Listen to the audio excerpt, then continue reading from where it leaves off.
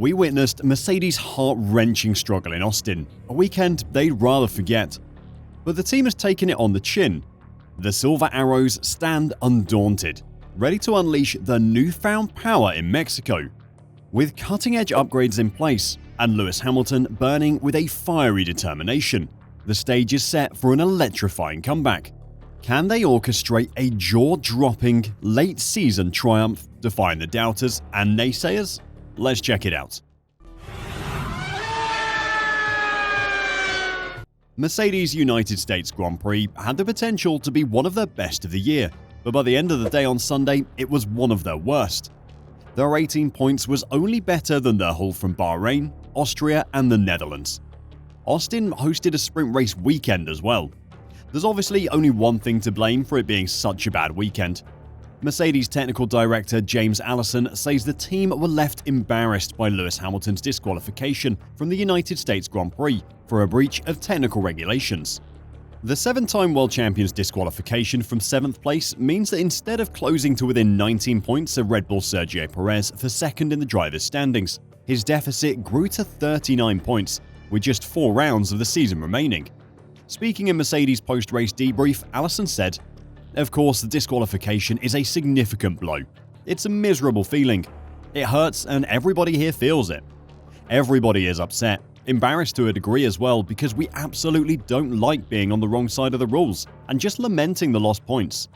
After Mercedes brought a final significant upgrade of the season to the W14, Hamilton produced a hugely impressive weekend which saw him narrowly lose out to the Red Bull of world champion Max Verstappen for victory. Allison said that the progress made in terms of performance will help the team get over the disappointment of the disqualification.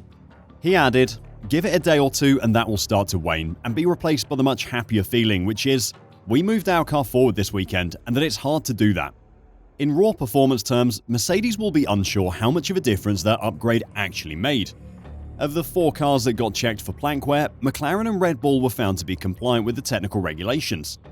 The best estimates reckon they sacrificed at least a tenth of a second per lap to protect the bottom of their cars. If Max had gone a tenth of a second faster each lap, Lewis would have been way off at the end of the race, and there would be far less hype about the new floor on the W14. The question is, can Mercedes come back from that disqualification, and will 3 practice sessions give them enough information to set up the car in a way that can challenge Max for a race win? Well, let's talk about the upgrade first. It extended to several different aspects, which resulted in a compound performance gain, as each of these new components worked in unison to yield more than the sum of their individual parts. Externally, we can see where the changes have been made, but with the bottom of the car remaining hidden for now, we're unable to see how the underfloor's volume has been affected. However, there are some clues, with the blisters on top of the floor having been moved around. The leading edge of the floor was lifted in Austin, providing more airflow to the Venturi tunnels under the car. The vanes that direct the air at the leading edge were also tweaked to optimize the flow structure to the new floor geometry. There were also a host of changes to the floor edge which creates the vortexes required to keep the air flowing through the Venturi tunnels and not squirting out from under the floor.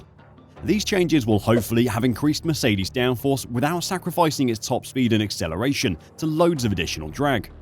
There was evidence of this in Austin as well. The biggest boost that Mercedes got from the upgrade was a change in its high-speed cornering performance, which it was woefully bad at before the new floor was fitted. Mercedes boss Toto Wolff said that the contrast in how strong the car was in the opening S's section at Austin, compared to its struggle at the similar Suzuka layout in Japan earlier this month, was really encouraging. "When I look back at the S's in Japan, we were slow," said Wolff. "Here it was our best sector, so overall we need to be pleased." Mercedes Chief Technical Officer Mike Elliott explained that the upgraded floor was specifically targeted at addressing a weakness the W14 had in high speed. But a key challenge had been sorting that out without making the car's balance worse. "I think we've seen, relatively, we've been poor in the high speed over the recent races," he said. "I think we struggled a bit in Suzuka, and then I think really what the package was aimed at doing is trying to improve that high speed, but doing so in a way where we didn't sort of add any instability. Of course, it's all great hearing the technical team talk about things like balance, but at the end of the day, only the drivers can measure that. It's been a constant complaint from both Mercedes drivers that the car is unbalanced, especially at corner entry. They say that they don't have the confidence to dive into the apex. The struggles at the Suzuka S's is evidence of that, and the improvements in Austin are evidence of the change." Speaking after his disqualification, Hamilton said, Definitely, I think the step that we were able to take this weekend has given me a little bit more confidence in the car to throw it into the corners. I really enjoyed driving around this track.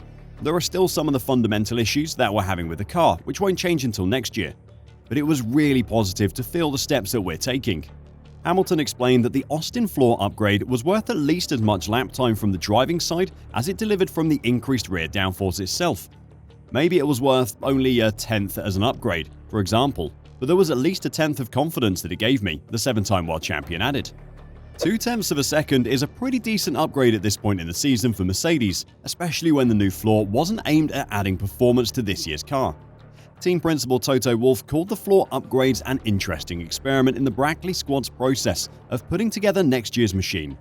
It was directionally an interesting experiment, whether it would work, he said. It gives us more indications. Were we on the right path for next year's car? The update directionally functioned from the get-go. This is encouraging for next year, but in terms of this season and the Mexican Grand Prix, there are plenty of reasons for Mercedes to be optimistic. They only had one practice session with a new floor before their setup for the weekend was locked into Parc Ferme. In Mexico, they'll have 3 sessions to experiment and tune and find any extra goodness that might be on offer. Hamilton seems satisfied with the predictability of the car, which Allison described recently as a capricious beast, with a tendency to be inconsistent from lap to lap without any discernible difference in inputs. The performance step hasn't transformed the W14 into a Red Bull beating beast, but Mercedes have made steady progress all season, and like last year, an elusive race win would be a fantastic reward for what has been another excellent season. I know they haven't won anything, but a convincing second place in the Constructors' Championship, considering they completely overhauled their car mid-season, is impressive. So can Mercedes make a comeback in Mexico? Can they get that elusive race win that their fans have been baying for all season? Well, in Austin, a better strategy with tidier pit stops would have handed Hamilton his first victory, for a few hours at least, since the end of 2021. No doubt, Hamilton is a COTA specialist, but Mercedes were clearly the second quickest team. Taking into consideration Verstappen's pace was slightly hampered by a recurring brake issue. Mercedes will be hopeful for more of the same in Mexico, where they were able to run Red Bull fairly close last year. Hamilton was in contention for the race victory at the Autodromo Hermanos Rodriguez 12 months earlier, but again, a poor strategy choice to go medium-hard allowed Verstappen to take another comfortable victory. Mercedes' strategy choices have come under scrutiny regularly since they have had to battle another team on track. Before Verstappen provided them their first competition in 8 years in 2021, Mercedes had been able to do pretty much anything they wanted during a race and still win. Now though, what they do during the race is vital to their chances to win.